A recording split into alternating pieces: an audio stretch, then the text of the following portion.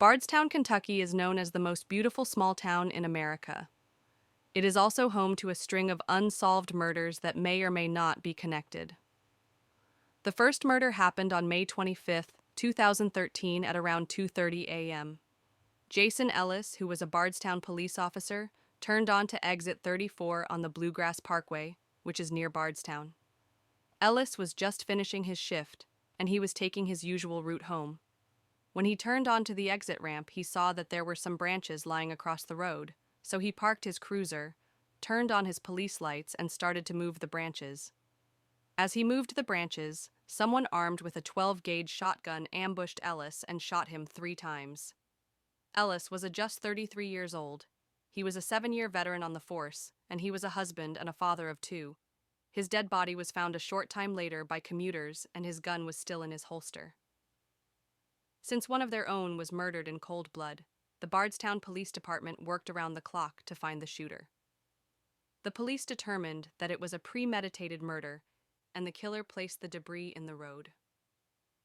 What's interesting about the debris is that it didn't come from the area where the shooting happened, meaning that the killer brought it with them. Police didn't know if Ellis was the target or just random victim. In the days after the shooting, the police received many tips, but they had no solid leads, and the case went cold. Nearly 11 months later, on April 22, 2014, the staff at Bardstown Elementary School became worried because one of their special education teachers, 48-year-old Kathy Netherland, didn't come into work. When someone went to check on their house, they found her body along with the body of her 16-year-old daughter, Samantha Netherland. The medical examiner determined that the mother and daughter were killed the night before they were found at about 8 p.m. Kathy had been shot multiple times while her daughter died from blunt force trauma to the head. Both victims also had cuts on their necks. When investigating the brutal double homicide, what puzzled the police was that there was no motive to the murders.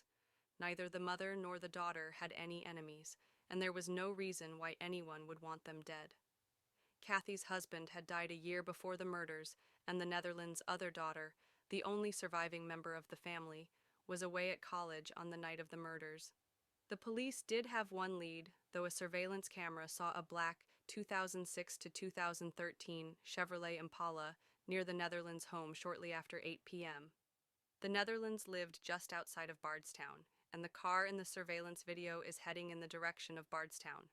The police interviewed hundreds of people and saw hundreds of black Impalas, but it didn't lead to any suspects.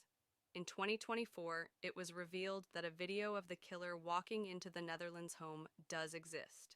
However, it is not clear enough to determine the killer's identity. On July 4, 2015, just 14 months after the double murder, 35-year-old mother of 5, Crystal Rogers of Bardstown, was reported missing by her living boyfriend Brooks Houck.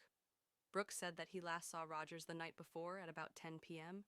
He said that's when he went to bed, and when he did, Rogers was still awake, and she was on her phone. Rogers' 2007 maroon Chevy Impala was found 2 days later on the Bluegrass Parkway. It had a flat tire, and inside the car was Rogers' keys and her purse, but Rogers was nowhere to be found. In October 2015, Rogers' boyfriend was identified as the prime suspect in her disappearance. Later that same month, Brooks' brother Nick Houck, who was an officer with the Bardstown Police Department, was fired from his job after failing a polygraph test regarding the whereabouts of Rogers. The Houcks family's property was searched, but it didn't turn up any traces of Rogers. One person who actively searched for Rogers was her father, Tommy Ballard. On the morning of November 19, 2016, Ballard was hunting with his grandson on his property just outside of Bardstown. His grandson was on a different part of the property when he heard a gunshot. He walked towards the sound of the gunshot, and he found his grandfather lying on the ground. Ballard had been killed by a shot to the chest. Ballard's family says that in the month before he was killed, he said that he was being followed. In 2023, Brooks Houck was indicted on charges of murder and evidence tampering, while Stephen and Joseph Lawson, a father and son, were indicted on charges of criminal conspiracy to commit murder and complicity to tampering with physical evidence in the murder of Crystal Rogers. It was revealed in a pre-trial hearing that the prosecutor of the case believes they have the murder weapon, the weapon that killed Tommy Ballard. a weapon they obtained from none other than Nick Hauk. All three defendants have pleaded not guilty and will go to trial in February 2025.